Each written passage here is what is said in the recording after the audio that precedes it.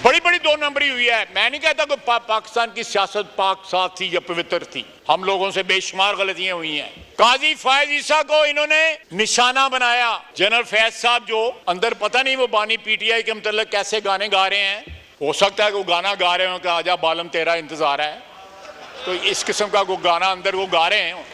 जी ख्वाजा आसिफ साहब का माइक खोलें। जनाब स्पीकर, अभी 2-3 रोज पहले जो यहाँ पे वाक़या हुआ उसके रिस्पॉन्स में बिलावल भुट्टो जरदारी साहब ने एक तजवीज़ पेश की और उस तजवीज़ के नतीजे में एक कमेटी वजूद में आई और एक अच्छी स्पिरिट में, एक अच्छे माहौल में इस ऐवान में तकारीर हुई।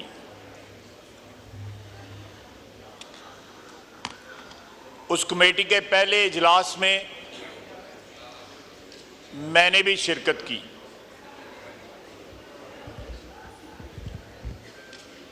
वहाँ पे जो मैंने माहौल देखा उस पे मैंने कमेटी में भी एहतजाज किया और मैं वहाँ से उठ खड़ा हुआ और मैंने वॉकआउट किया। लेकिन वहाँ पे चंद बुजुर्ग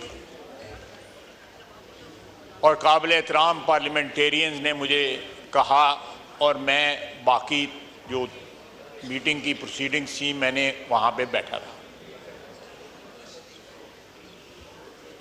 लेकिन मैंने जो उस दिन प्रेडिक्ट किया था वो ज़्यादा देर नहीं लगी, वो सच साबित हो गया।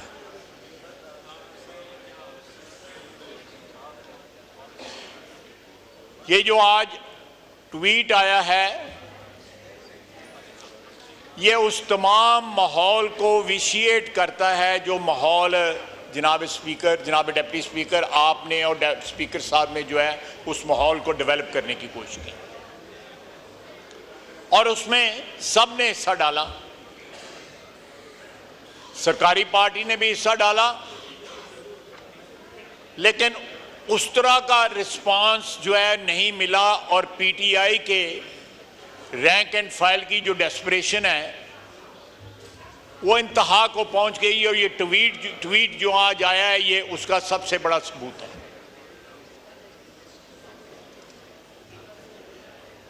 जनाब वाला, बार बार सीएम केपी का नाम लिया जा रहा है। मैं फिर अपने इस साइड के कुलीग्स के साथ मैं फिर इनको रिक्वेस्ट करूंगा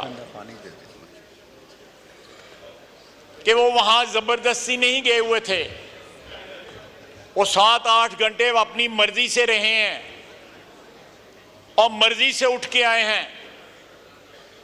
बानी पीटीआई उनको अपने हाथ में रखना चाहते हैं क्योंकि उनको पता है कि उनके राब्ते हैं, बवक्ते ज़रूरत वो उन राब्तों को इस्तेमाल करना चाहते हैं, लेकिन साथ इस जो मैसेज उन्होंने ट्वीट के ज़रिए दिया है, ट्विटर पे दिया है, उसको भी जो है वो कायम रखना चाहते हैं। जनाब डिप्टी स्पीकर, ये एक दोगली पॉलिसी है, वो जो क्रेडिबिलिटी पहले तो उनकी कथित तौर पे नहीं है। अगर पिछले 2-3 रोज में कोई क्रेडिबिलिटी यहां पे बिल्टअप हुई है, एक माहौल पैदा हुआ है, वो सारे के सारे उस माहौल की इमारत जो है वो मिसमार होकर जमीन पे गिर पड़ी है। जनाब वाला, लीडर ऑफ अपोजिशन तकरीर कर रहे थे तो मुझे खुशगवार हैरत होती थी। जब नवाज शरीफ के साथ थे तब भी यही तकरीर करते थे, मुशर्रफ के साथ थे तब भी इतनी जोश के साथ तकरीर करते थे, किसी और पार्टी के साथ थे। मुझे ये आर्ट जो है मुझे भी कुछ सिखा दे कि मैं हर पार्टी के साथ मिल जाऊं और इसी तरह तकरीर करूं। जो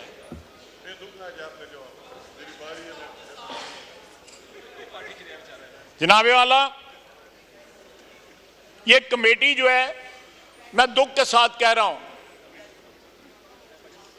इसका कोई जवाब अब बाकी नहीं रहता। जो अब माहौल जो है इस हाउस में क्रिएट हो गया हुआ है, और उसका जिम्मेवार जो है वो वाहिद शख्स है, वो बानी पीटीआई और ऑब्वियसली उसके फॉलोअर्स भी। जनाबे वाला, जो याया खान का रेफरेंस देने वाला, याया खान को आर्मी चीफ किसने बनाया था? अयूब खान ने बनाया था। उस जुर्म में वो भी शरीक थे कि एक ऐसे शख्स को आर्मी चीफ बनाया गया जिसने मुल्क तोड़ दिया।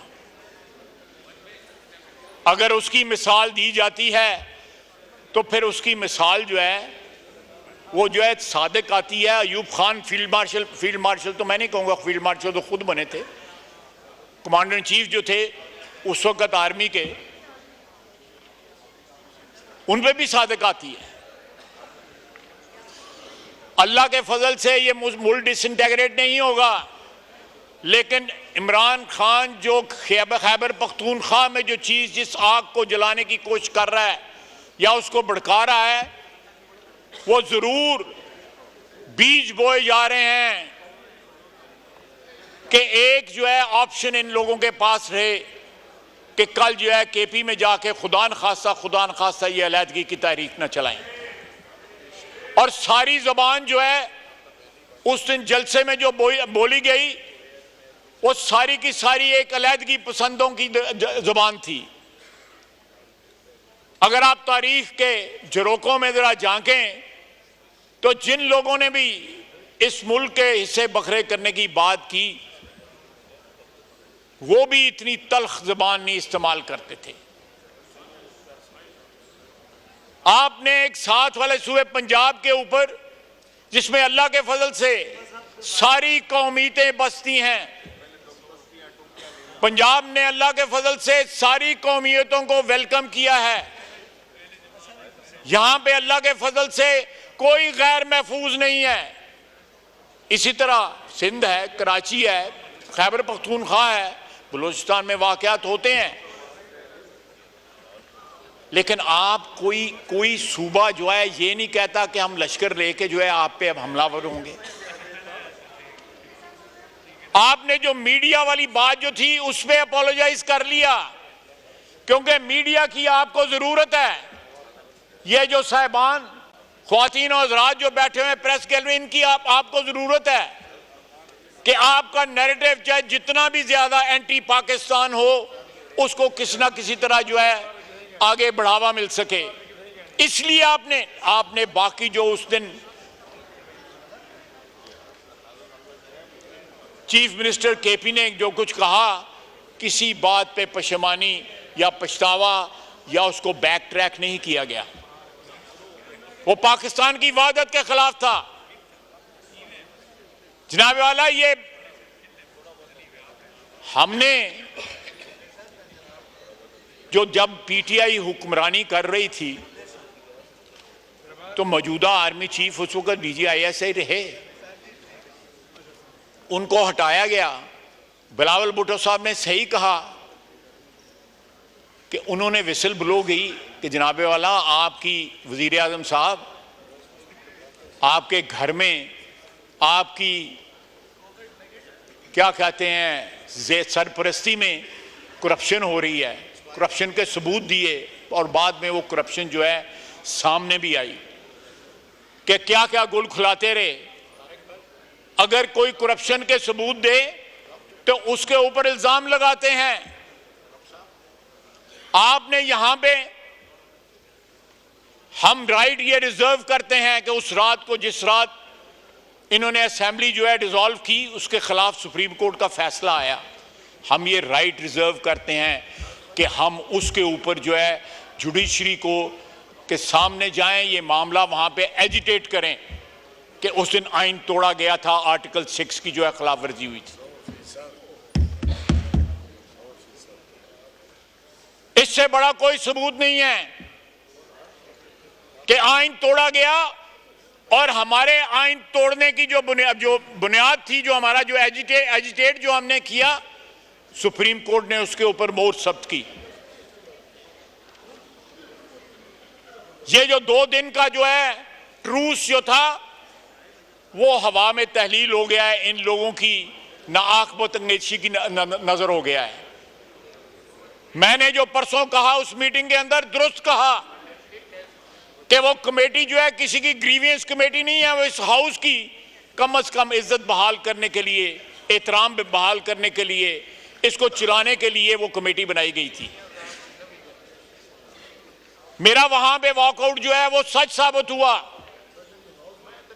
आप बताएं, ये जो ट्वीट किया है बानी पीटीआई ने, उसके बाद कोई शक रहता है, लेकिन अभी भी डबल गेम हो रही है। और डबल गेम जो है वो अली अमीन गंडापुर साहब के जरिए हो रही है। मुझे बताएं कि अगर एस्टेब्लिशमेंट के मुतालिक उनके ये ख्यालात हैं तो पिछले 1.5 साल से हमसे बात नहीं करते, बार बार कहते हैं एस्टेब्लिशमेंट जो है उनसे बात करूंगा। किबला उनका जो है वो पिंडी है, GHQ है। सियासी किबला तो ये होना चाहिए, ये हाउस होना चाहिए, ये पार्लियामेंट होनी चाहिए, ये कौमी असेंबली होनी चाहिए। अगर ये बातें जो आज उन्होंने ट्वीट में दर्ज की हैं, लिखी हैं, तो जनाब डिप्टी स्पीकर फिर एस्टेब्लिशमेंट से क्यों बात करना चाहते हैं? जनरल आसम मुनीर साहब एस्टेब्लिशमेंट के हेड हैं, उनके पांव गिरना चाहते हैं, फिर साथ ट्वीट भी करते हैं। सर, पाकिस्तान की सियासत में बड़ी बड़ी 2 नंबरी हुई है, इससे बड़ी 2 नंबरी कोई नहीं हुई। बड़ी बड़ी 2 नंबरी हुई है। मैं नहीं कहता कि पाकिस्तान की सियासत पाक साफ थी या पवित्र थी, हम लोगों से बेशुमार गलतियां हुई हैं।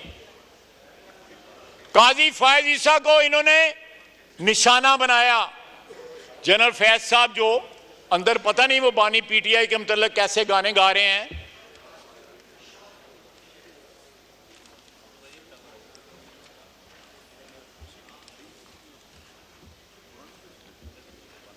हो सकता है कि वो गाना गा रहे हो कि आजा बालम तेरा इंतजार है, तो इस किस्म का वो गाना अंदर वो गा रहे हैं। तो वो क्या कह रहे हैं?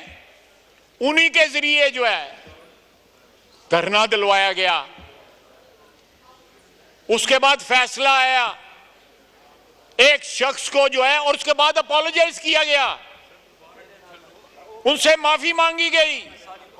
उस वक्त के प्रेसिडेंट ऑफ पाकिस्तान जो है ऑन रिकॉर्ड है, उन्होंने फैज ईसा से माफी मांगी कि उनसे ज्यादती हुई है। ये रेफरेंस फाइल नहीं होना चाहिए था, ये रिकॉर्ड की बातें हैं। ये ज्यादा कोई 100 साल पुरानी बात नहीं है, ये 3 साल पुरानी बात है। जनाब डिप्टी स्पीकर, वो कुछ इज्जत आबरू होती है सियासतदानों की या सियासी वर्करों की, अगर वो अपनी बात से मुकरते भी हैं तो कुछ देर लगाते हैं। ये तो 24 घंटे नहीं खड़े रहते अपनी बात के ऊपर, हर बात पे यू टर्न। बिल्कुल सही कह रही है मेरी बहन। जनाब स्पीकर, 7 गालियां और 7 मुज़ाकरात सिर्फ उनसे।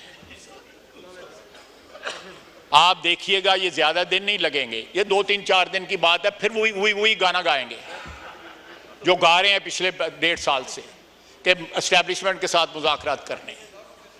अगर मैसेज भेजा था, अव्वल तो मैं इस बात को नहीं मानता, अगर एस्टेब्लिशमेंट ने जलसा मुलतवी करने का मैसेज भेजा था तो ऐनी ताबेदारी, 5 मिनट नहीं लगे, जेलां खुल गई, जलसे मुलतवी हो गए। इतनी ताबेदारी तो जो है आर्मी चीफ के जो है कोई मेरा सबॉर्डिनेट्स नहीं उनकी इतनी करते जितनी इन्होंने की है। और आज उनके खिलाफ ट्वीट कर रहे हैं। आप कहीं एक आपका मौकफ हो, एक नजरिया हो, एक स्टैंड हो, तो बंदा उसको जो है यकसुई के साथ अटैक भी कर सकता है। ये शिफ्टिंग सैंड्स जो हैं पॉलिटिकल डेजर्ट के अंदर, इससे तो ये भी नहीं पता लगता कि आज इन्होंने ये ट्वीट की है तो कल को मिन्नत तरला तो नहीं शुरू कर देना। ये वेरीफाई करवाएं। इन्हीं के फ़ायदे की बात है कि उन्होंने ट्वीट किया है या उनके बिहाफ पे किसी ने ट्वीट किया है। मैं फिर कहूँगा कि बानी पीटीआई ने अली अमीन गंडापुर की बातों पे माजरत की है, सिर्फ उनसे माजरत की है, मीडिया वालों से। उनको इस बात का अंदर भी एहसास है कि मीडिया कितना लीथल हो सकता है। जनाब वाला, ये जिस रास्ते पे चल निकले हैं, मेरे नहीं ख्याल कि उसमें कोई वापसी का रास्ता जो है वो बाकी रह गया है।